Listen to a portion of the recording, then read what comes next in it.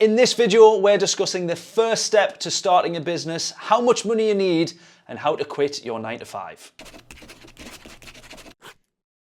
Welcome back to another Q&A episode with a small business owner. In this one, we are specializing in starting a business. So for those who have an idea, are thinking about leaving their job, starting something fresh, this is the video for you. Question number 1, I'm thinking of starting a business. What is my first step? So I think there's a few first steps here. The first is obviously deciding what it is that you actually want to do, but some of the things that can help with that is a bit of market research firstly, kind of listing out, I would probably say, your passions, your hobbies, your interests, then the market research to see what might lead you to some opportunities within that. When I very first started out, for me it was video, creative, social media content, and so that felt like the very obvious thing to go into and do. And so that might be the same for you. If you have a passion around photography, then maybe photography services is for you. If you have a skill, maybe it might not be your passion, but a really good skill, then I would probably have a look at that as well. Say you're a really good copywriter, could you look at journalism? Could you look at websites, blog copy, and the likes? Then you want to have a look at the market research to maybe see if there's something that can really differentiate you in the market, your service, your product, your business, your brand, and go from there basically. And there is no better time to start than now. So kind of once you've made those decisions, I would say jump straight in. Once you've nailed down those decisions, the first thing that you want to do is actually make that business reality. Get it registered, buy your websites, come up with a logo, put a name to it, and really have it as a real thing in your mind and in the real world. Once it becomes reality, it's no longer a pipe dream, and that is the biggest step to starting. Question number 2, how do I decide what business to start? So you do want to probably look at your hobbies, your interests, things that you are actually going to want to spend time on. You obviously also want to couple that with something that is going to be profitable, something that does have a demand. Are there actually clients, customers, people out there who will want to buy your product or service? Have a look at what can actually make that different within the marketplace, what's going to make it stand out. But to be honest with you, if you're deciding what business to start, ultimately it has to be something that you enjoy. It has to be something that you're going to be happy spending 50, 60, 70, 80 hours a week on comfortably. That's not to say that you have to work hard and grind and hustle culture, all the rest of it that everyone's going to hate me for in the comments. That's not saying you have to do all of that for it to work. You just have to accept that one, you're going to have to do it. But a general test is, would you actually, if you needed to, spend that 80 hours a week? If you're not going to do that in the first few weeks of starting up and, you know, the first few months and years, and you think you get bored of something pretty quickly, that's probably not going to be what you want to start a business around. The other thing is to have a think about passion and purpose. Is there a problem that you're really passionate about solving? And through the most difficult times in business, that's going to help you push through and stay focused. Question number 3, what is the hardest thing about starting a business? Been asked this one so many times and we've covered it a lot on the channel. The most difficult thing is actually all of the little difficult things that just stack up to basically build one big, huge, never-ending hurdle or mountain that you need to climb. It feels like when you start a business, and even when you're running a business 6, 7 years in, as we are now, the world is pretty much against you, is the easiest way that I can describe it. There will always be something going wrong. There will always be problems with technology, cameras, phones, computers. There will always be problems with clients, invoices, projects cancelled, customers complaining, taking things back. There will always be all sorts of things to go wrong. And so all of those things collectively become the hardest thing about running a business. One other really difficult thing that I'm starting to struggle with, it feels more now over the past couple of years, but it's been a recurring theme since day one, and we've been talking about it before we started filming, is the never-ending to-do list, the never-ending task list that just constantly feels like it has stuff added. You will tick some things off, and then another 3 things will be added. You will tick 5 things off, another 10 things will be added. And struggling to manage all of that time, whether it's projects, whether it's tasks, types of tasks, trying to block out calendars. I've tried every single type of software, Trello, Asana, Monday.com, we're trialing Motion now, Calendar AI stuff. Oh, honestly, just nothing will ever make you feel organized in running your business. That for me is one of the most difficult and challenging things at the moment. And the reason for that is that I am probably doing too many things. We've got a drum kit that you can kind of just see behind me. We've got a drum channel to run. We've got Affinity Racing that we try our very best to and growing that, and that's going pretty well. We've got our actual business, which is video services. And then to top it all off, as if that's not bad enough, I want to go buy a garage and an MOT station and all these other businesses. And that's really difficult to do on a small team. And so that personally is my hardest thing about running a business. Next question, how do I make the most money in business? I can probably say that how you make the least money in business is by asking that question. How do I make the most money in business? The first thing that you want to do, whilst business, yes, is a for-profit idea and scheme and notion, the worst thing that you can do is thinking about making the most money, because that will cloud every single judgment and best practice that you should be doing in business. It will completely negate the idea of long-term thinking, which is what you want in business. Sustainable efforts, sustainable energy, sustainable marketing, ideas, products, everything needs to be thinking in decades rather than just paydays at the end of the week and at the end of the month. So how do you make the most money? Don't think about the money, but equally think about the money. Think about solving a big problem. Think about solving something that you are passionate about, or creating a business around something that you're passionate about. Because what I'm starting to learn is that after 5 years, getting on to 10 years, beyond that point is where your business becomes really established, and growing it becomes that lot easier. And so, therefore, I guess making money becomes a lot easier. So if you're able to stick something out for 5-10 years, don't believe what I will say is complete bullshit online, that you can start a business in 6 weeks, be a millionaire within 6 weeks. None of that is real. It is absolute, bullshit basically. So do not believe all of that. Think about what would you still be working on in 5-10 years down the line. And at that point, your business will be doing very well, if you've stuck to it. Next question, how much money do I need to start a business? Now, this is going to depend on the business that you're starting. If you are a huge corporation and an Amazon of the world who is starting AWS, then chances are you need tens of millions, I imagine, if not hundreds, to start that. If you're someone like me, who just started 6-7 years ago as a freelancer, well, the cost of a camera was pretty much all that I had to my name. Oh, and an old laptop. The cost can be very low. It's not necessarily about your initial investment. The biggest cost to most people, or the biggest pot of money that they don't have, is actually their salaries. So people will always think, oh, if I can get 6 months' salary saved up, then I can start that business and I can give myself 6 months. First of all, that's slightly unrealistic, because you're not going to build a business within 6 months. But that little nest egg is often the amount of money that you need, or most people need, to transition out of a 9-to-5 that they just don't have. So there's the cost of starting the business, and there's the security of starting a business. And I think they're two very, very different things. So if your business is a website and it's selling things online, or a drop shipping, I hate drop shipping businesses, please don't start one of them. But if it's a drop shipping business, well then the appeal with that is that it is fairly low barrier to entry and very, very low cost to entry. If you're going to focus all of your time on that, then you might want a little bit of savings and security. If you're someone like me and starting a freelance business, then what you actually have is more time than you have money. You might have more time than you have skills, or you might have more skills than you have time. You have to try and work out how you can best leverage those to get your business going. So there's a few different costs. It's not always just about money.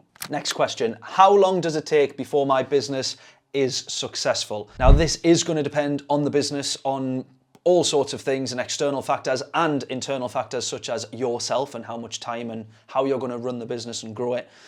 As a general rule, I love the idea that no business is well established until it hits the 10-year mark. I think once you've done 10 years in business, then you're at a point where most people kind of know you as the guy who does the videos, as the photographer. You probably have loads of recommendations, referrals, good word of mouth, testimonials at that point. In the first few years, it's difficult to build that up. You'll often let's keep videography as an example. You'll often do a lot of work for free, try and get your name out there. It might be 6 months down the line before someone actually recommends you, and that is certainly something that I saw. 5, 6, 7 years in, I've said it a lot now, it's only at this point that it feels like things are starting to get moving. And they were moving from day one, and there were, a lot of work, a lot of time, effort, energy going into the business, but only now, 7 years in, does it feel like it's actually paying off. We've kind of almost got the boulder, I guess, over the hill, and now it feels like we can stop pushing, what's the phrase? Stop pushing uphill, something like that. It feels like it's on the right path. The second thing to put on this is, what are you actually defining as success? What, when you say my business is successful, does that actually look like for you? Is it purely just revenue and profit? Is it the fact that you actually now get to live a dream life, or after a few years you have a dream life, you're on holiday when you want to be, you can take time off when you want to be? What is the actual dream for you? Map that out and work, when you build your business, work backwards from that and reverse engineer, so you can get to a point where you can then turn around and look after all the time that you spent on it and say, yes, I've made it. The business is successful. The next question, how do I transition from the 9 to 5? So I've spoke about 2 costs in business, your startup costs and your security costs. The biggest thing a lot of the time that stops people is that security. Jimmy Carr sums it up perfectly when he says a salary is a drug. That is the one thing that stops most people from starting what could have been a £1 million business. That is the one thing that stops people taking the risk and then living the rest of their life in regret. Let's be boring for a minute and delve into some numbers, because a lot of business owners will talk about the fact that you want 6 months run rate as a business. So your overheads, saved up for 6 months. Let me just explain first of all how difficult that is to do when most businesses only operate on a 10% net profit. So easy numbers, if you do £100,000, £10,000 is likely what you will keep at the end of that. Now, if you have monthly overheads of £5,000 per month, after 6 months, that's going to cost you £30,000. If you only have £10,000 at the end of each year, assuming you spend none of your profits and don't reinvest it back, that's going to take you 3 years to build 6 months worth of run rate. That is difficult enough to do in business, but it is exactly the same for those that are in a job and trying to transition out of a 9 to 5. Bear with me on the numbers here in case I get them wrong, but if you have a salary of, easy numbers, £3,000 per month, let's say 2,000 of that is your expenses, your mortgage, your rent, your cost of living, food, bills, fuel, everything. Let's assume you then have £1,000 left. That is going to take you 18 months to save up 6 months worth of salary. So £18,000, £1,000 per month, £3,000 a month salary, that is going to take you 18 months to get 6 months worth. This is where people struggle to get out of the 9 to 5, out of that salaried trap.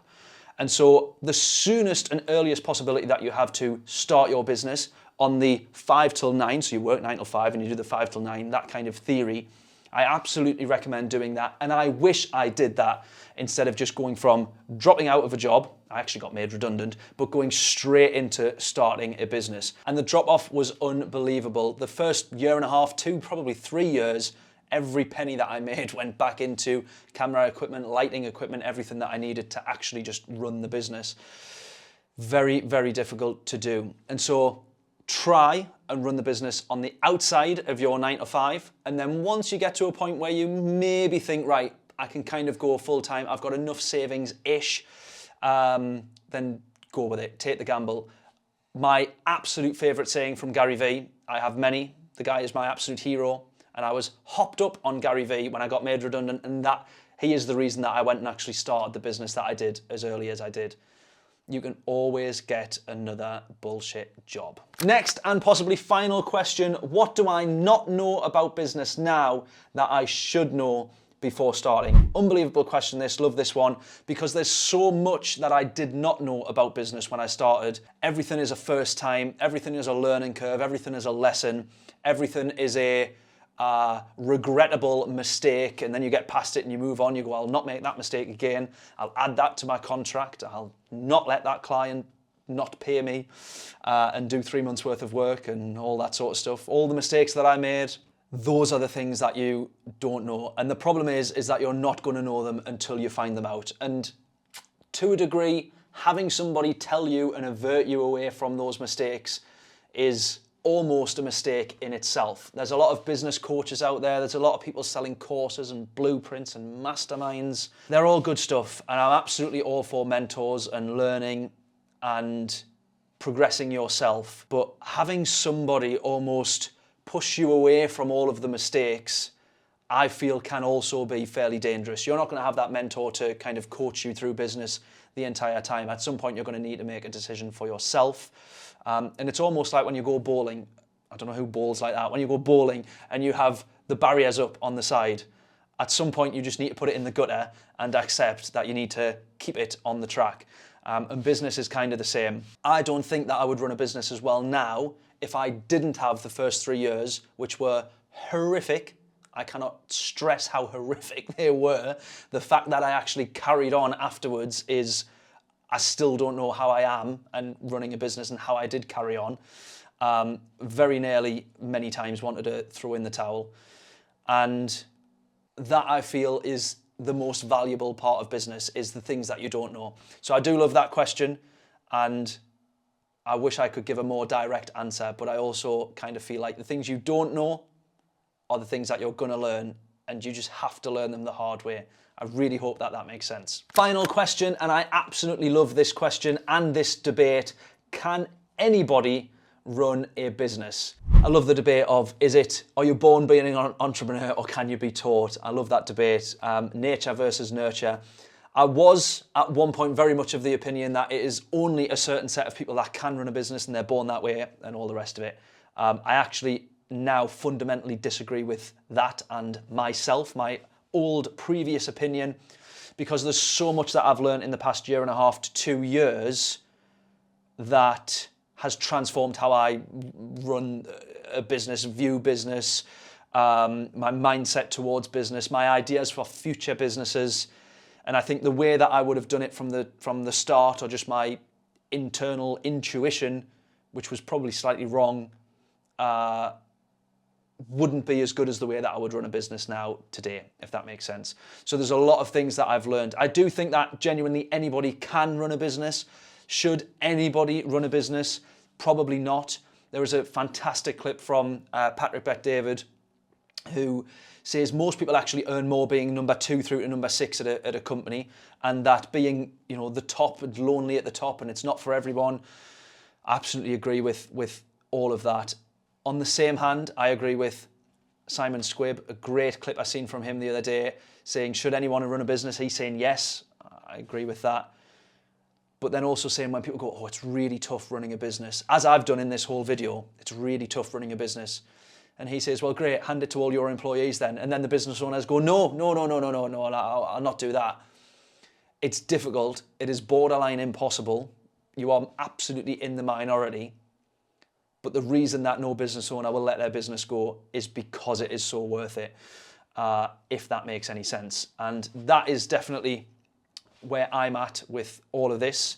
Can anyone start a business? I think they can. I think even myself included here probably realize if they are good at running a business or kind of want to, maybe actually being that number 2 through to number 6 at a company is the better option. I actually do believe genuinely I would be better at a number 2 of a company. There's so many things about running a business I'm not a massive fan of, but I also am too much of a control freak and don't want to give up my own thing, my own ideas, my own brands and I don't want to compromise on anything.